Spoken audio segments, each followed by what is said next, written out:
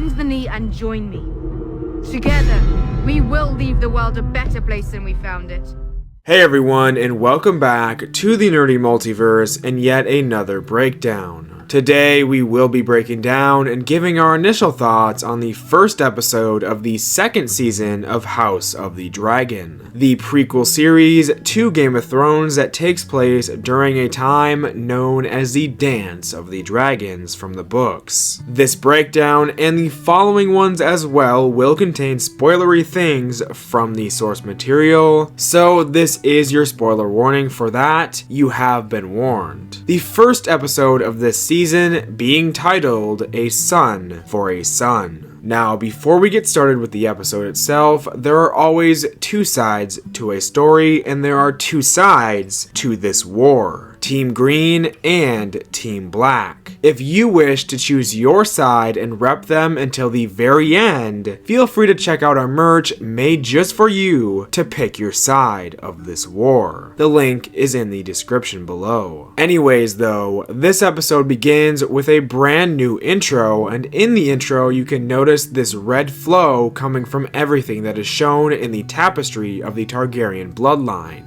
This is symbolizing just how bloody this war between dragons is and will be. But the actual episode itself starts with a raven flying through the northern regions. A great symbolization of the death that this war will cause and the sadness and grief that is already beginning with this episode after the death of Lucerys Velaryon. And while this raven flies through the north, a man speaks about the ways of the north and House Stark, as he explains joining the Watch and defending the Wall, as 1 out of 10 men get picked to join the Watchers on the Wall. We also see Winterfell itself during this, and the narrator also mentions Torrhen Stark. Now, Torrhen Stark was the head of House Stark when Aegon the Conqueror, the first of his name, took over Westeros and began the Targaryen dynasty. Torrhen began the ever-long spiral of Starks serving loyally under the Targaryens after bending the knee to Aegon the Conqueror. And it turns out that this narrator is none other than Cregan Stark, and he is speaking to Jaehaerys Velaryon, who was of course sent to the north at the end of the first season to recruit armies to Rhaenyra's cause. Now, in the books, Cregan and Jace grow rather close with one another, and eventually end up forming the Pact of Ice and Fire. They recall the past between each of their ancestors and how Jaehaerys and Alicent visited this exact overlook on the wall, and how their dragons refused to fly beyond it. Cregan says that they aren't just guarding against the cold and the savages that are the wildlings, but they are guarding against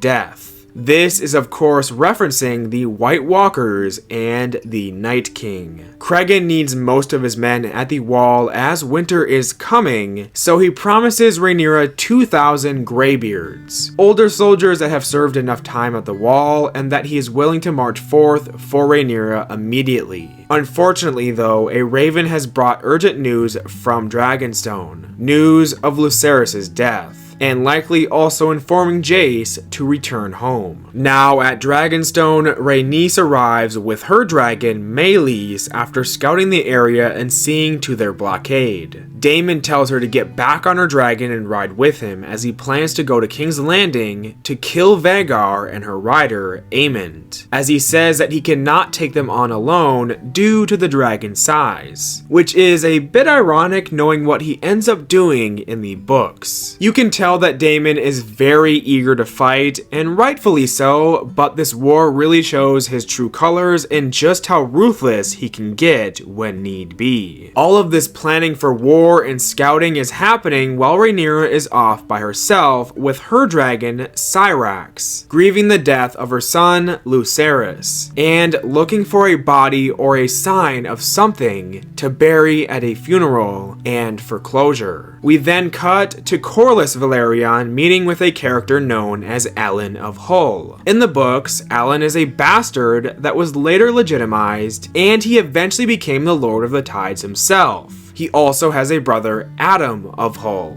Alan hands over a blade that was made for Lucerys by the request of Corlys, as Lucerys was the heir of Driftmark. Alan was also the one that saved Corlys when he went overboard in Season 1. We then arrive at King's Landing as Hightower soldiers ride into the castle, bearing the greenlit flame on top of a tower, of course being the Hightower sigil on the back of their shields. Sir Eric with an A is commanding men at the castle here. Of course, the Eric twins have split and chosen different sides in this war, as Eric with an E has sided with Rhaenyra. A dragon arrives at King's Landing and they prepare the Scorpion, but it is only a false alarm as it is just Vhagar. Everyone is anxious and very clearly expecting an attack. King Aegon walks into Helaena in the kids' room looking for his heir, Jaeharys, who is in the library. Before he leaves to go get his son, Helaena says that she is afraid, but not of the dragons or an attack. She's afraid of the rats. A huge foreshadowing for what is to come, and rather shortly. Before the small council meets with one another, it's revealed that Alicent and Criston Cole have, well, taken a liking to each other, and it just seems that Criston is just all over the place, and doing the exact same thing with Alicent that he decided to not do with Rhaenyra when she offered to run away with him. All for that honor and dignity that he was so keen on keeping, am I right? The small council gathers, and it seems everyone else is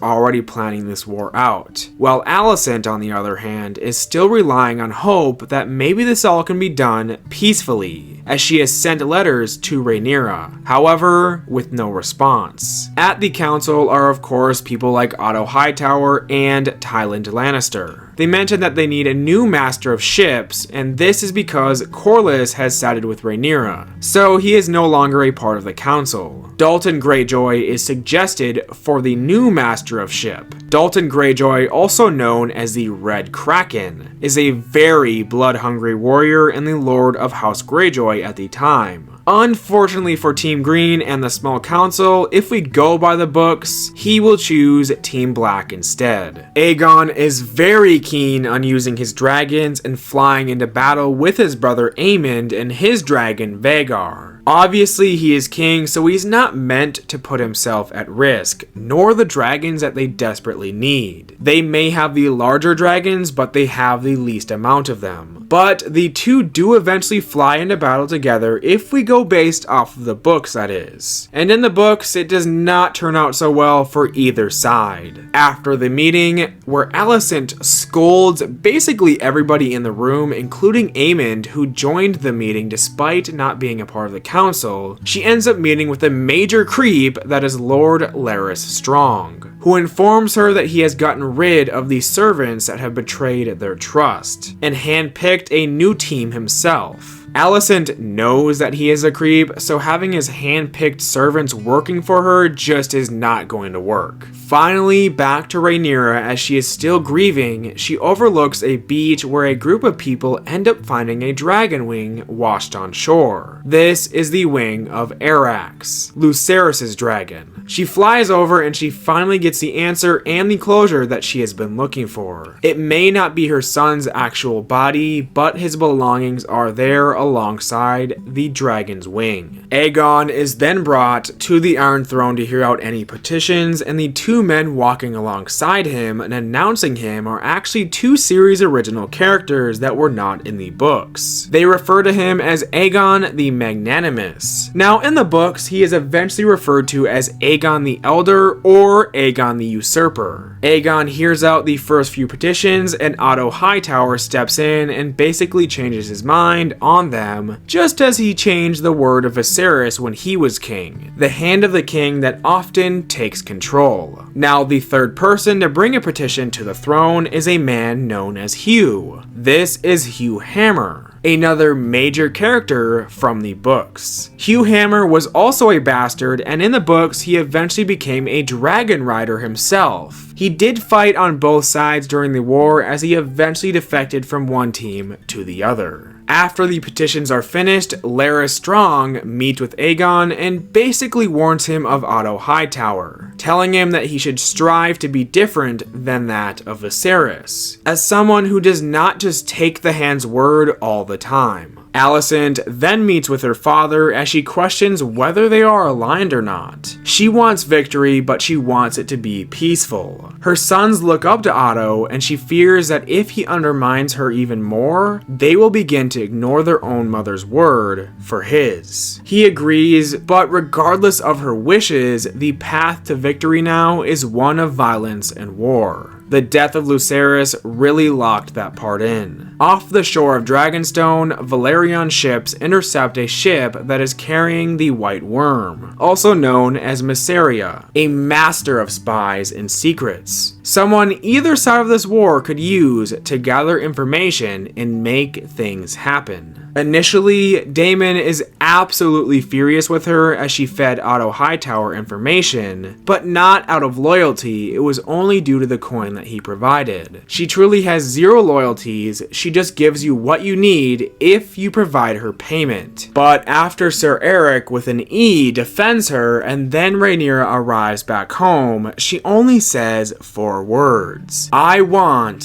Aemond Targaryen. And then she just walks off. Now Daemon gets an idea from this, and oh boy, in the books does Daemon give Rhaenyra her wish. Now the plan here is to use Mysaria's power of information and spies to get something done in King's Landing. Her payment for this will be her freedom from the cell that she is being held in. We get a rather sad scene next as Jaehaerys returns home to Dragonstone to inform his mother Rhaenyra that the Vale and Winterfell have joined her cause. While trying to keep his emotions held in, he eventually lets it all out and she comforts him. They both grieve Lucerys' death together. A very emotional scene. Now back at King's Landing, Alicent lights candles for those that have been killed in this rise of conflict, eventually even lighting a candle for Lucerys himself, showcasing that bit of heart that she has for Rhaenyra and her children. Meanwhile, Team Black has a funeral for Lucerys, throwing his belongings into a fire and burning them, just as they would do with a body if they even had one, as this is the way Targaryens have funerals, by burning, just as House Velaryon sinks the casket into the ocean for theirs. Now nighttime, Daemon is brought to King's Landing via a boat. He enters the city in a cloak to hide his identity, of course, and he ends up recruiting 2 scoundrels for something. Blood, a member of the Gold Cloaks, the mercenary army that Daemon used to command, and Cheese, a rat catcher of Aegon's. Daemon's mission for them is to find and kill Aemond inside the palace. This mission is a son for a son. Cheese says that he has great knowledge of the keep, specifically Maegor's tunnels. These are the tunnels that were created by Maegor the Cruel, a former king and a ruthless ruler over the Iron Throne. Daemon warns them to proceed with caution as Aemond is a very formidable opponent in combat, and they wonder what they are meant to do if they cannot find him, which is where this scene cuts off. In the books, we actually do not learn who Daemon requested them to eliminate. It could have been Aegon himself for all we know. But regardless, they end up committing one of the most gruesome acts of this entire war. Something known as Blood and Cheese, named after their names, of course. After sneaking their way through the tunnels and into the palace where all of the royals reside, they find themselves in the room of Helaena Targaryen. Remember how she said she was afraid of the rats? This is exactly what she was foreshadowing. Cheese holds her at knife point and they demand her to point out which one of the sleeping children is the boy and the heir of Aegon's. She eventually does point out the child and they end up killing Jaehaerys in his sleep and disturbingly taking his head, which they plan to bring to Daemon for their payment. Obviously they went off course and did not really look for Aemond here and decided to just go for this, which is probably good for their sake as Aemond was hanging around Criston Cole discussing plans for their war, mentioning houses that will come to their aid such as House Rosby and House Stokeworth. taking Aemond alone would have been a handful in itself, but having Criston there as well, their mission would have been over in a heartbeat. Now, this is a truly disturbing scene, but believe it or not, it's actually described as much worse in the books, which I'm sure you can't even do on television, so that's likely why this was done differently. But also we have to remember that Martin says that the books are written off of rumors. The show could have been what's actually happening and not based off of the rumors that were written in the books. Now, while they eliminate the child, Helaena takes her daughter Jaehaerys and runs into Alicent's room and tells her that they have killed the boy. And this is where the first episode ends off. Overall, I personally think that this was a great episode to begin the second season. Now, I have seen some people say that it was a bit disappointing or lackluster or didn't feel like a premiere, some have said, as not much went on in terms of conflict or anything besides the end, of course. And some people are even disappointed in Blood and Cheese. Now, personally, I disagree with that though, and I feel as if the tone of this episode was done on purpose. This premiere was meant to be one of grief and anger heating up and finally being let out. Things are likely to pick up tenfold next week for the second episode, and I think you can tell that just by seeing the trailer for it. But other than that, I thoroughly enjoyed this episode, and it was very emotional, had great visuals as usual, and amazing performances. And they did not hold back in terms of starting some major events off, regardless if it was done a bit differently than it was described in the books or not. Personally, I loved the episode, and I believe I would give it an 8.5 or 9 out of 10, and I cannot wait for next week's episode. I am so glad that House of the Dragon is finally back. But yeah, that about does it for this episode, from me at least, but of course I would like to hear your thoughts on the episode as well, so leave them down below. Thank you all for watching. If you enjoyed our breakdown and review on this episode, don't forget to give it a like. And with that being said, we will see you all the next time that we go through and explore the nerdy multiverse.